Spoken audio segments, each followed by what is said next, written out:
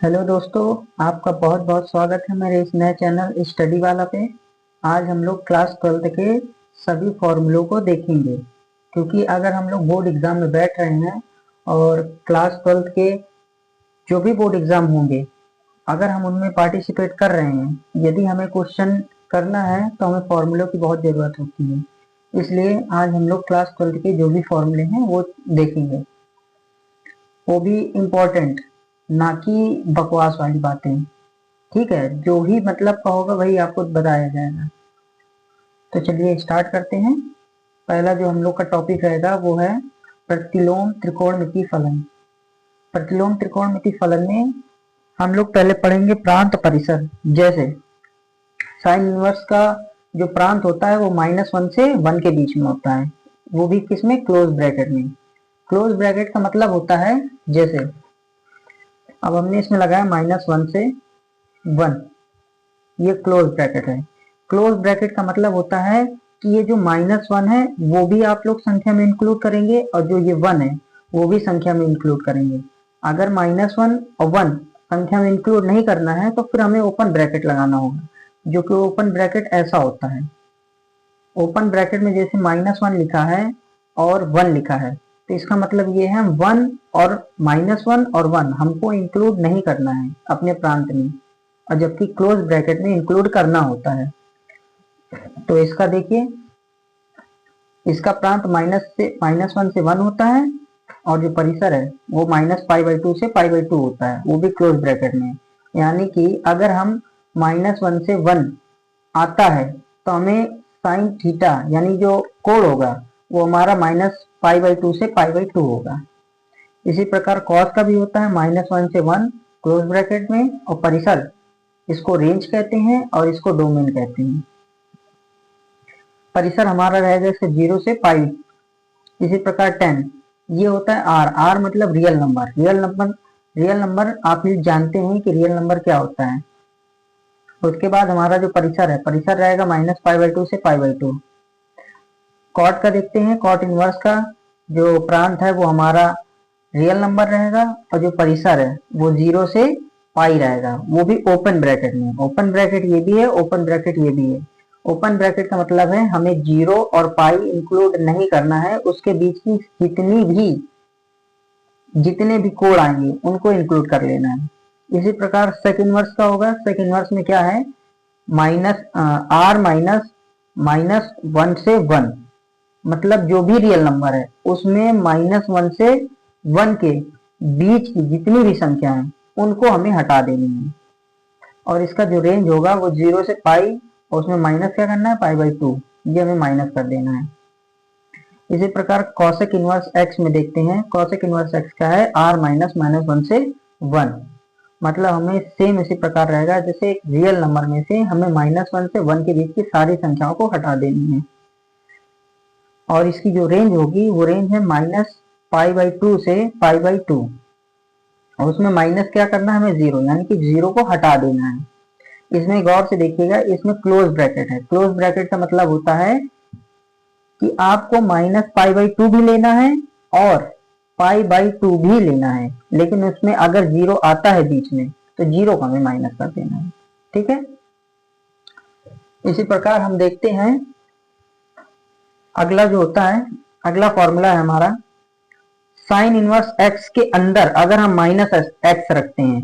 Sign inverse x के अंदर अगर हम -x रखते हैं तो हमारा माइनस साइन इनवर्स एक्स बनेगा। क्या बनेगा, minus sign inverse x.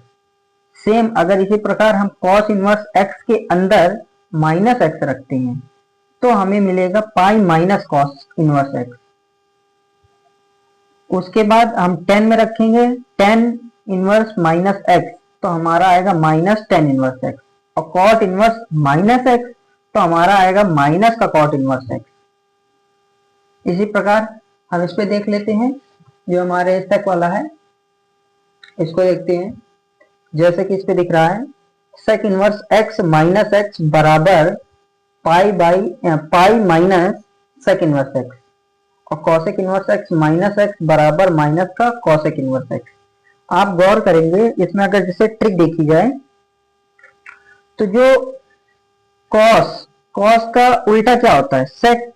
Cos वाले को आपको मेनली याद करना है, कॉस वाले में देख लेना है, और उसके बाद आपको सेक वाले में देख लेना है। कॉस का उल्टा क्या होगा? सेक। और एक आपको देख लेना है कॉट, ठीक है, जिसमें सी से स्टार्ट हो, वो ये भी सी से स्टार्ट हो रहा है, लेकिन इसका नहीं देखना है, आपको देखना है कॉसेक इनवर्स एक्स और कॉट इनवर्स एक्स। आपको याद रखना है कॉसेक इनवर्स एक्स का होता है minus pi minus cos inverse X, और कॉट इनवर्स एक्स का होता है pi minus cot inverse X, और सेक इनवर्स एक्स का होता है pi minus sec inverse X. आपको ये ध्यान में रखना है।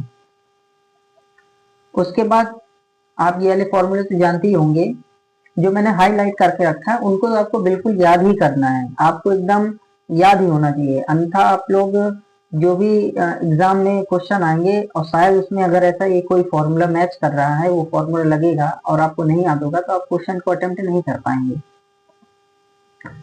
11 फॉर्मूला देखते हैं। इस पे देखिए, साइन इनवर्स 1/x बराबर कॉसेक इनवर्स x होता है, वैसे ही कॉस इनवर्स x 1/x बराबर सेक इनवर्स x होता है। टेन इनवर्स x बराबर टेन इनवर्स x 1/x बराबर कॉट इनवर्स x होता है। कॉट इनवर्स x 1/x बराबर टेन इनवर्स x। इसी प्रकार सेक का होता है, कॉसेक का होता है, सेम आप देख लीजिए। उसके बाद ये 3 फॉर्मूले हैं, तो एकदम मोस्ट इंपॉर्टेंट ही आप समझिए, ये जो 3 फॉर्मूले हैं ये इतने मोस्ट इंपॉर्टेंट हैं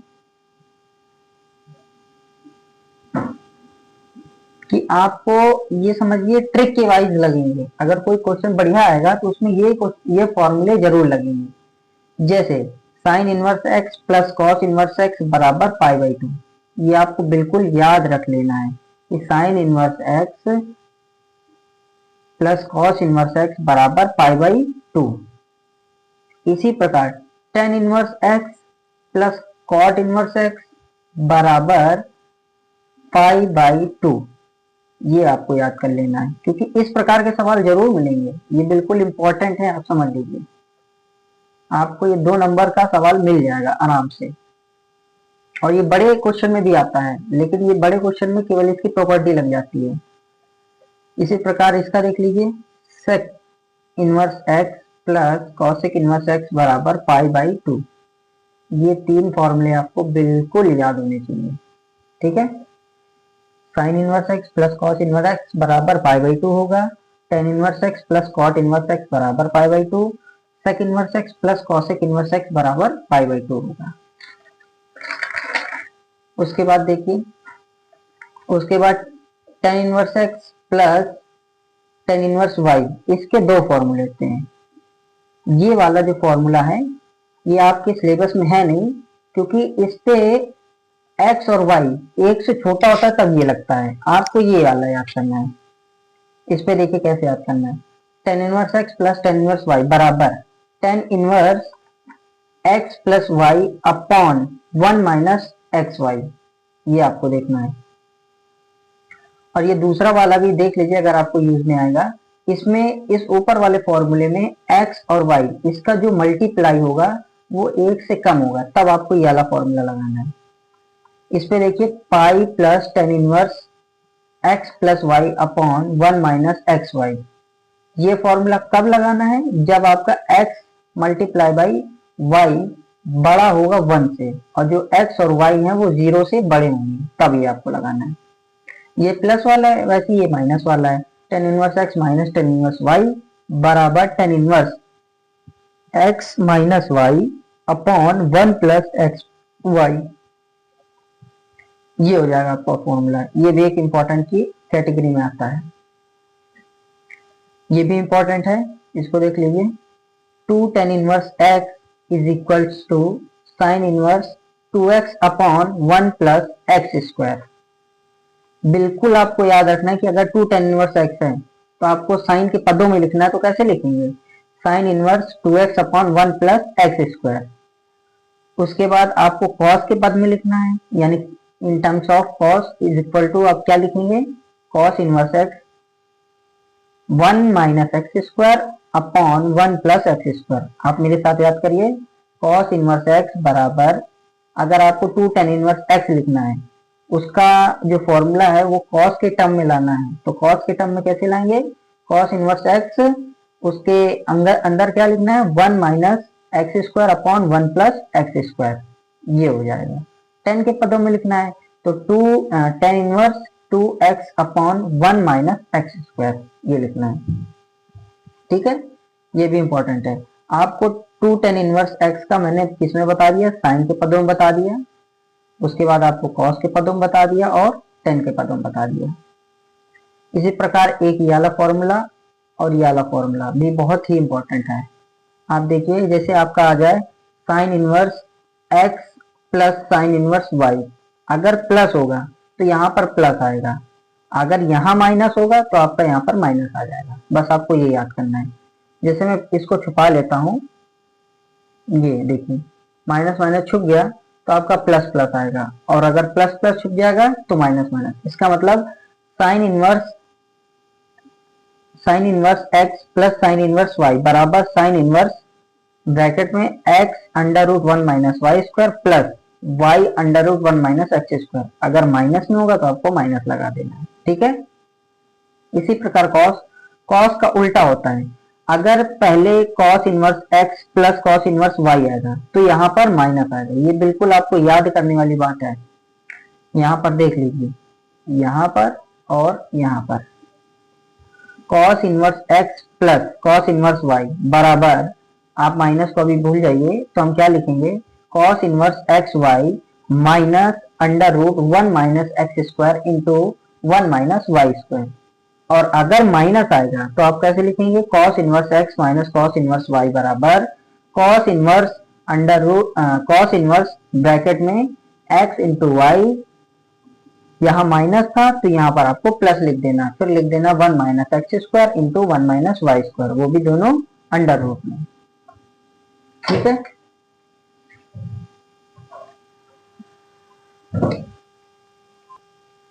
अब देखिए हमारा नया चैप्टर स्टार्ट होता है आव्यूह।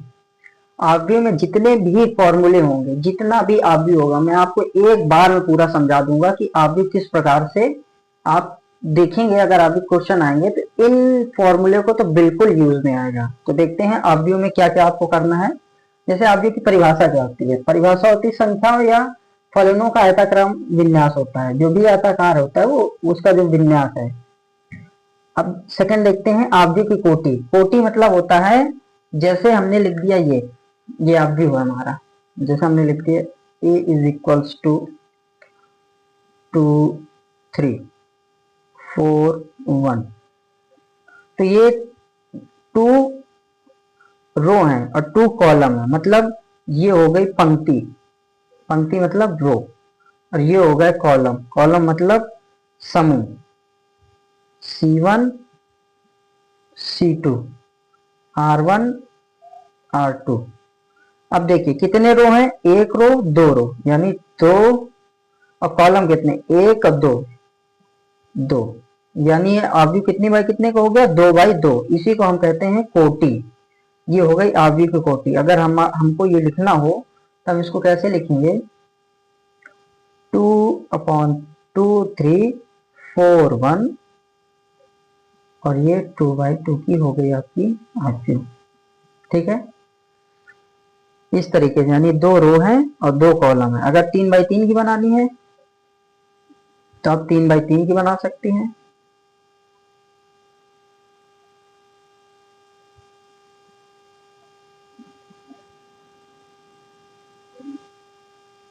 ये देखिए 3/1 row 2 row and third row, first row second row and third row, यानी कितनी रो है, ये कॉलम है और ये रो है।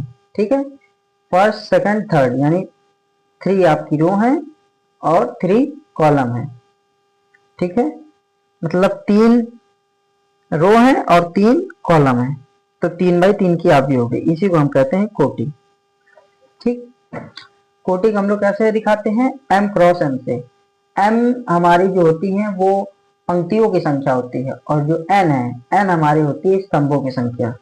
ये देखिए, इसको हम दिखाते हैं m से इज इक्वल्स टू m, और इसको हम दिखाते हैं n से इज इक्वल्स टू n। यानी जो हमारी रो है उसको हम m से दिखाते हैं, और जो कॉलम है उसको हम n से दिखाते हैं। ठीक है, अवयव की समानता, अवयव की समानता मतलब होती है अवयव किस किस प्रकार से समान है। अगर कोटि बराबर है तो अवयव समान होगा आपका, संगत अवयव बराबर है तो अवयव समान होगा। जैसे देखिए, जैसे मैंने लिख दिया ए अवयव हमारा 2 3 4 6, ये लिख दिया। और एक बी अवयव मैंने लिख दिया, ये अवयव का चिन्ह होता है ऐसे जो हम बनाते हैं 2 3 4 6। तो अब ये देखिए कितने रो हैं, 1 2, 2 रो कॉलम 2, 2 कॉलम, 2 बाई 2 की, ये भी 2 बाई 2 की।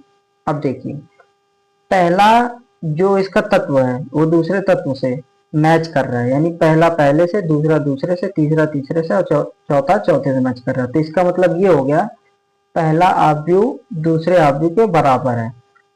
इसका मतलब अवयव ए बराबर अवयव बी, ठीक है, जिसे हम लोग मैट्रिक्स बोलते हैं इंग्लिश में। अगर इंग्लिश मीडियम वाले हैं तो वो भी देख सकते हैं। तो संगत अवयव बराबर होंगे तो फिर हमारी जो अवयव है वो भी बराबर होगी। अवयव का परिवर्त, परिवर्त आप जानते हैं ट्रांसपोज।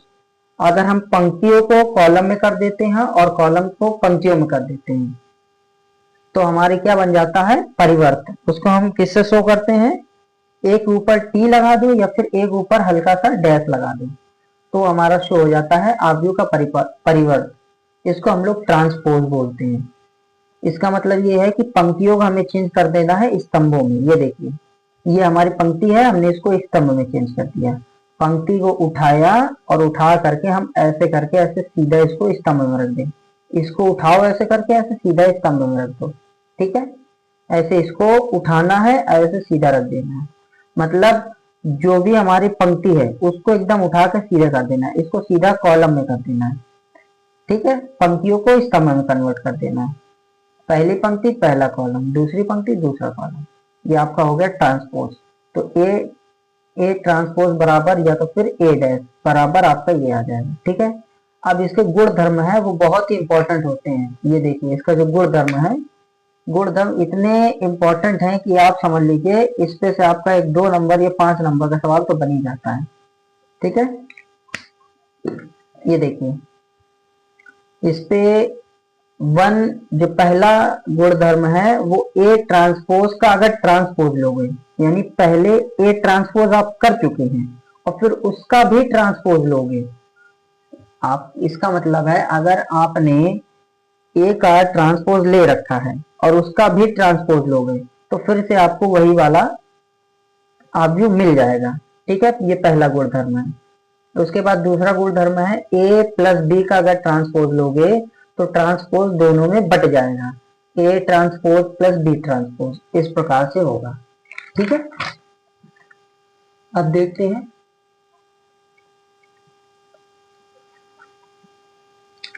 तीसरा नंबर जो गुण है हमारा, उस पे देखते हैं।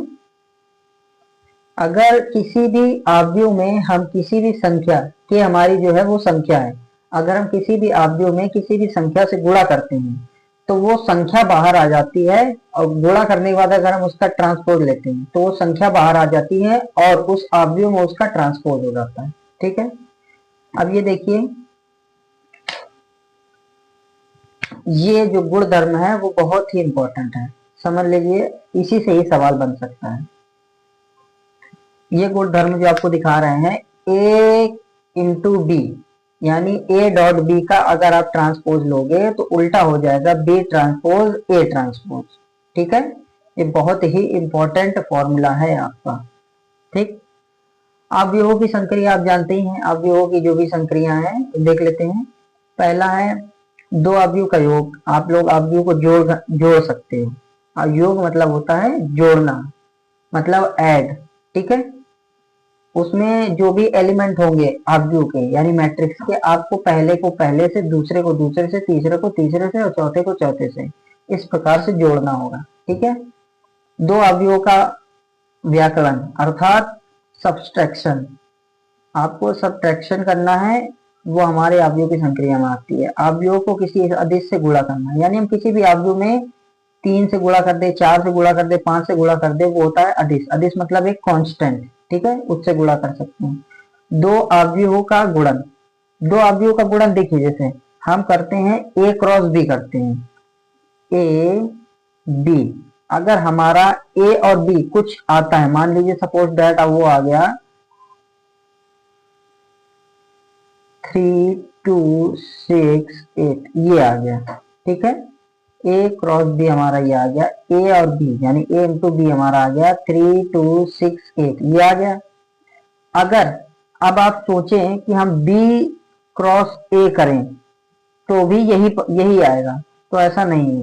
क्या हो सकता है कि ये बाई चांस आ जाए, इत्तेफाक की बात है, आ सकता है, लेकिन हमेशा ये क्लियर नहीं होता है कि ए का इंटू बी से करोगे तो जो संख्या, जो अवयव आपको प्राप्त होगा वही बी का इंटू ए से करोगे वही अवयव प्राप्त होना चाहिए। इसलिए ए इंटू बी बराबर नहीं होता है बी इंटू ए के, ठीक है। अब देखिए जब भी हम क्रॉस करते हैं, अर्थात जब भी हम इंटू करते हैं, तो अवयव में ये जरूर चेक करना होता है कि आपका ए अवयव है उसकी पंक्ति m है और कॉलम n है, इसी और दूसरे अवयव का पंक्ति p है और कॉलम q है। तो आपको ये जरूर चेक करना है, तभी इसका मल्टीप्लाई होगा जब m और p बराबर हो, अर्थात पहले वाले अवयव की जो कॉलम है और दूसरे वाले अवयव की जो रो है वो बराबर होनी चाहिए, तभी वो इंटू हो सकता है, अन्यथा वो आपका इंटू नहीं होगा। देखिए जैसे हम एग्जांपल के रूप में देख लेते हैं, जैसे मैंने लिख दिया ए अवयव मान लिया मैंने 3 2 6 8 9 0, ये हमारा है 1 2 3, 3 रो है, कॉलम 1 2 2 कॉलम है। अब बी हमने मान लिया 3 1 3 0 0 1, ये हमारा दूसरा अवयव है। अब इसमें पंक्ति कितनी है 1 2 2, कॉलम कितने 1 2 3 3। अब आपको अगर ए क्रॉस बी करना है यानी ए इंटू बी करना है, ए इंटू बी करना है, तो आप ये देखिए इसकी पंक्ति इसके कॉलम के बराबर होनी चाहिए, यानी कि इसकी पंक्ति और इसकी कॉलम के जब बराबर होंगे तभी ये क्रॉस होकर के जो भी आपका अवयव बनेगा वो आएगा, और इसका जो आंसर होगा वो इसका पंक्ति और इसका कॉलम होगा, अर्थात जो अवयव आएगा वो 3 क्रॉस 3 का होगा, ठीक है। अगर यहाँ और यहाँ वाली संख्या बराबर ना होती तो फिर ए क्रॉस बी आपका नहीं आता, ठीक है, आप समझ गए। देखिए सममित अवयव और विषम सममित अवयव क्या होता है। सममित अवयव वो होता है ए ट्रांसपोज करते हैं तो वो ए के बराबर आ जाए, तो आपका सममित अवयव होता है। और विषम सममित अवयव क्या होता है, अगर हम विषम सममित अवयव में ए का ट्रांसपोज करते हैं और वो माइनस ए के बराबर आ जाए तो वो हमारा विषम सममित अवयव होगा, ठीक है। वर्ग अवयव तो आप जानते ही हैं, अगर पंक्ति और कॉलम बराबर हो तो वर्ग अवयव होते हैं, ठीक है। देखिए जैसे सममित अवयव में ए प्लस ए का ट्रांसपोज अगर करते हैं तो वो सममित अवयव में आ जाएगा, ए माइनस ए का ट्रांसपोज करते हैं तो वो विषम सममित अवयव में आ जाएगा, ठीक। एक ये बहुत बढ़िया मैंने लिख रखा है, एक नोट में आप डाल सकते हैं, वर्ग अवयव ए को सममित अवयव तथा विषम सममित अवयव के योगफल के रूप में लिखा जा सकता है। ये बिल्कुल आपका एक क्वेश्चन बन सकता है, ये पूछा ही जा सकता है। अगर आपको क्वेश्चन प्रैक्टिस करनी है तो मैं अगले वाली जो भी क्लास होगी मैं उस क्लास में आपको क्वेश्चन प्रैक्टिस करवाऊंगा, ठीक है। ए इज इक्वल टू, इसमें जैसे लिखा है A is equals to 1/2 A plus A dash, अर्थात ए का transpose plus 1/2 is equal to A minus A dash. ये आपको प्रूव करने के लिए भी आता है कि आप ये प्रूव करके दिखाइए, ठीक है। और ये अवयव की संक्रियाएं आपके उसमें है नहीं, ठीक है, आपके सिलेबस में अवयव की संक्रियाएं है नहीं, तो आप लोग जो भी इंपॉर्टेंट है आप केवल उनको देखिए, ठीक है। देखते हैं आगे, अवयवों के प्रकार देख लेते हैं, ठीक है। अवयवों के प्रकार देखने से पहले हम जरा से ये देख लेते हैं कि अवयवों की जो संक्रियाएं हैं वो अवयवों की संक्रियाएं कैसे हम लोग चेक करेंगे। व्युत्क्रमणीय अवयव, देखिए व्युत्क्रमणीय अवयव ए क्रॉस बी करेंगे और वो आई के बराबर आता है, और बी क्रॉस ए करेंगे वो भी आई के बराबर आता है, जहां पर ए और बी एक दूसरे के व्युत्क्रमणीय अवयव होंगे। ठीक है, अवयव के प्रकार देखते हैं। पहला हमारा है पंक्ति अवयव। ठीक है, पंक्ति अवयव क्या होता है हमारा, रो मैट्रिक्स। अवयव जिसमें केवल एक पंक्ति हो, वह अवयव जिसमें केवल एक पंक्ति हो वो हमारा क्या होता है, पंक्ति अवयव। जैसे ये देखिए, कोटि हमारी होनी चाहिए 1 क्रॉस n के रूप की। n कुछ भी हो सकता है, 1 2 3 4 5 कुछ भी हो सकता है। तो आपकी पंक्ति केवल एक हो, एक पंक्ति हो, कॉलम कितने भी हो सकते हैं। देखिए पंक्ति इसमें एक है, पहला कॉलम, दूसरा कॉलम, तीसरा कॉलम, लेकिन पंक्ति कितनी है, एक। 1 क्रॉस 3, 1 क्रॉस 2, 1 क्रॉस 1, ये आपका बन सकता है। स्तंभ अवयव, अवयव जिसमें केवल एक स्तंभ हो वो हमारा क्या होगा, स्तंभ अवयव। m क्रॉस n अर्थात m क्रॉस 1 के रूप की होगी। m हमारा कोई भी संख्या हो सकता है। कॉलम अवयव में केवल कॉलम होने चाहिए, वो भी कितना, एक ही कॉलम होना चाहिए। रो आपकी कितनी भी हो वो मैटर नहीं करता। पहला कॉलम, पहली रो, दूसरी रो, तीसरी रो, कॉलम आपका पहला कॉलम, दूसरा कॉलम, तीसरा कॉलम। वर्ग अवयव, वर्ग अवयव देखिए पंक्तियों की संख्या। अगर वर्ग अवयव देखना है, वर्ग अवयव का मतलब होता है स्क्वायर मैट्रिक्स। स्क्वायर का मतलब आप जानते हैं जिसकी भुजा बराबर हो, अर्थात पंक्तियों की संख्या और स्तंभों की संख्या अगर बराबर हो, m बराबर n हो, तो हमारा वर्ग अवयव होता है। देखिए जैसे 1 क्रॉस 1 की होती है 2 क्रॉस 2 की, यानी 2 कॉलम 2 रो और 2 कॉलम हो, 3 रो और 3 कॉलम हो, तो हमारा वर्ग अवयव होता है। विकर्ण अवयव, ये भी बहुत इंपॉर्टेंट है। विकर्ण अवयव देख लीजिए, विकर्ण अवयव कैसे देखते हैं। विकर्ण अवयव देखिए डायगोनल मैट्रिक्स जिसे कहते हैं, ऐसा वर्ग अवयव जिसके विकर्ण के अलावा सभी अवयव शून्य हो। ऐसा वर्ग अवयव जिसके विकर्ण के अलावा सभी अवयव शून्य हो, वो हमारा क्या होता है, विकर्ण अवयव होता है। विकर्ण आपको केवल ये वाला लेना है, ये वाला, ये वाला आपको विकर्ण नहीं लेना है, बिल्कुल भी नहीं। ठीक है, विकर्ण आप यही मानेंगे इसको। तो जो भी लिखा है कि ऐसा वर्ग अवयव जिसके विकर्ण के अलावा सभी अवयव शून्य हो, मतलब विकर्ण में आपको कुछ भी लिख सकते हैं, बाकी अवयव आपको शून्य कर देना, तो आपका क्या हो जाएगा, डायगोनल मैट्रिक्स हो जाएगी, अर्थात विकर्ण अवयव हो जाएगा। विकर्ण अवयव i is equal to j, इसमें भी वर्ग अवयव होना ही चाहिए। ये देखिए, ये आपका विकर्ण नहीं होगा अगर आप इसको लेंगे, जैसे यहाँ पर 3 4 5 लिख दें और बाकी सबको 0 0 0 कर दें, तो आपका विकर्ण अवयव नहीं होगा। विकर्ण अवयव केवल वही होगा जो इस विकर्ण को फॉलो करेगा। 1 2 3 आप कुछ भी रख सकते हैं, बाकी सब जगह आपको 0 लग देना है। जब 0 लिख देंगे तो ये आपको किस में आ जाएगा, विकर्ण अवयव में।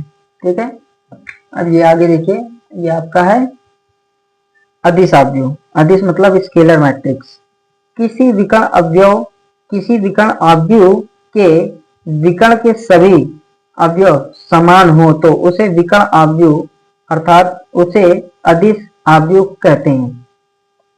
अदिश का मतलब है स्केलर। स्केलर तो आप लोग जानते ही होंगे, क्योंकि आप लोग तो पूरी 12वीं पढ़ चुके हैं। मैं आपको केवल रिवीजन कराऊंगा जिससे आपके और अच्छे मार्क्स आ पाएंगे। ठीक है, तो किसी विकर्ण अवयव के विकर्ण के सभी अवयव समान हो तो उसे अदिश अवयव कहते हैं। विकर्ण के सभी अवयव समान, जैसे 2 2 -1 -5 -5 1 1 1 3 3 3 और बाकी सभी 0 हो जाए तो क्या होगा, अदिश अवयव होगा। ठीक है, ये देखिए तत्समक अवयव है आइडेंटिटी मैट्रिक्स। विकर्ण अवयव के विकर्ण के सभी अवयव एक हो तो उसे तत्समक अवयव कहते हैं। अगर विकर्ण के अवयव एक हो तो उसे आइडेंटिटी मैट्रिक्स कहते हैं और बाकी अवयव 0 हो।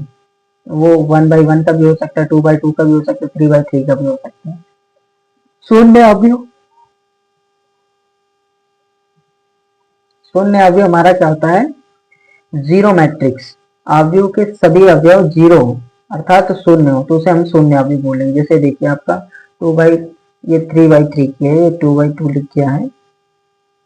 देखिए 3 रो और 3 कॉलम, 3 रो और 1 कॉलम, 2 रो और 2 कॉलम। ठीक है, और एक देख लीजिए ये मैंने लिखा है ओमेगा क्यूब। ये बहुत ही इंपॉर्टेंट है, आप लोग समझ लीजिए, इससे सवाल बन सकता है।